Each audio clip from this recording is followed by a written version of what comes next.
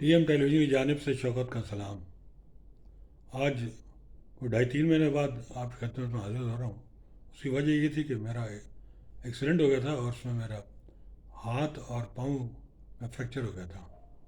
अब मैं उसी हवाले से कुछ आपको वाक़या सुनाता हूँ।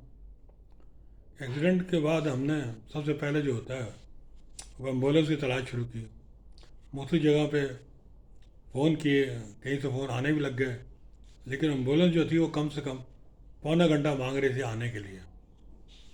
इन्हीं चक्रों में पड़े हुए थे कि एक टेलीफोन कहीं से आया और उसने कहा, जी हम प्राइवेट एम्बुलेंस वाले हैं, मैं आप 5 मिनट में पहुंच जाऊंगा, लेकिन मैं 4,500 रुपये लूँगा आपसे। अब उसे मरता क्या ना करता, हमने एग्री कर लिया और वो फ़ौरन आ गए। वो जो एम्बुलेंस थी उसकी बुरी हालत थी। बहरहाल क्या करते हैं, वो हमें लेके अस्पताल की तरफ जाने लगे और वो जिस रफ्तार से उन्होंने गाड़ी चलाई उसने तो तकलीफ़ में और ही इजाफा कर दिया। ना उसने टूटी सड़क देखी, ना पक्की सड़क देखी, ना आगे गाड़ी आते देखी। पूरी स्पीड से वो चलाता रहा और गड्ढे वड्ढे सब आते रहे। नतीजा ये हुआ कि हमारी हालत जो ख़राब थी वो ख़राब से ख़राब तर हो गई। बहरहाल मुश्किल हम अस्पताल पहुँचे।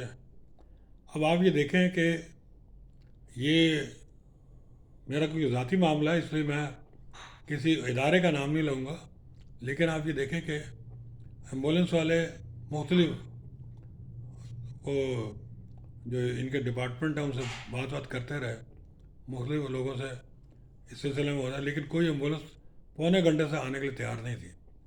तो नतीजा इसका ही निकला कि अब हुकूमत पाकिस्तान को एक ऐसा, कम से कम सिंध के हुकूमत को तो एक ऐसा आला बनाना चाहिए जो हर घर में नस्ब हो जाए और वो खुदा न खास्ता किसी को प्रॉब्लम होने से पहले या हार्ट अटैक वगैरह होने से पहले वो एक पौना घंटा पहले वो इतला दे दे कि आपको पौने घंटे बाद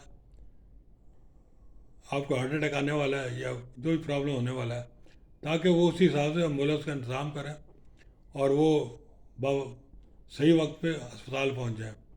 इसके अलावा कोई सूरत नज़र नहीं आती कि पौना पौना घंटा 1.5 घंटा ये मांगते हैं आने के लिए। अब आप ये देखेंगे सारे मसले में जिस तकलीफ़ से हम गुजरे उसका आप अंदाज़ा नहीं कर सकते हैं। बहरहाल लोगों की दुआएं, अल्लाह की मेहरबानी से आज मैं इस हालत में हूँ कि आपसे बात कर रहा हूँ। तो ये हमारी सूरत हाल है। हमने कोई जगह नहीं छोड़ी कि जहाँ पे हम ने गड़बड़ ना की हो। हर मामले में गड़बड़ है। तो यहाँ तक हुआ किसी ने मेरे दोस्त को कह दिया कि वो जो आपका दोस्त है मेरे मुतालिक, उनका तो इंतकाल हो गया एक्सीडेंट जो हुआ था। उसने मुझे टेलीफोन किया तो मैंने उसको बताया, नहीं ऐसी कोई बात नहीं है, तबीयत तो ख़राब है। बहरहाल तो ये ऐसी सूरत हाल है कि उसमें आदमी यही कह सकता है कि मरने की उसने अपने उड़ा दी खबर गलत, हम ढूंढते फिरे कि जनाजा किधर गया। तो ये लोग जो है गैर जिम्मेदार, जो अब मुंह में आता कह देते हैं, तो उन्होंने भी मेरे दोस्त को गलत खबर दे दी, जिससे काफ़ी परेशानी होगी उसको, बेचारे को भागा भागा आया मेरे पास। तो ये हम लोग पूरे माशरे में हम गैर जिम्मेदारी की का सबूत देते हैं। कहीं पे भी कोई कितने सीरियस मामला ना हो, लेकिन हम वहाँ पे गौर ही नहीं करते कि हम क्या कह रहे हैं। कहने में मौत एक हकीकत है और ज़िंदगी एक शराब है। ज़िंदगी चाहे जितनी भी हो उसे ख़त्म हो जाना है और मौत तो आएगी तो अबदी होगी।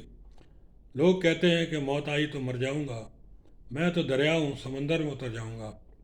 अब आज तो मैं इतने ही आपसे अर्ज़ कर रहा हूँ, इंशाअल्लाह अब तबीयत ठीक है और थोड़े दिनों बाद मैं आपसे बाकायदा किसी नई वीडियो के साथ आऊँगा। आखिर में मैं सिर्फ ये कहना चाहता हूँ कि इस मुल्क के दो तबके जो हैं वो बड़े मज़लूम हैं, एक बच्चे और दूसरा बूढ़े। बच्चों की कोई उंगली छोड़ता नहीं है और बूढ़े को उंगली पकड़ता नहीं है। ज़रा इस पर गौर कीजिएगा। इसके साथ ही मैं आपसे इजाज़त चाहता हूँ और इंशाल्लाह फिर मुलाकात होगी। पाकिस्तान जिंदाबाद।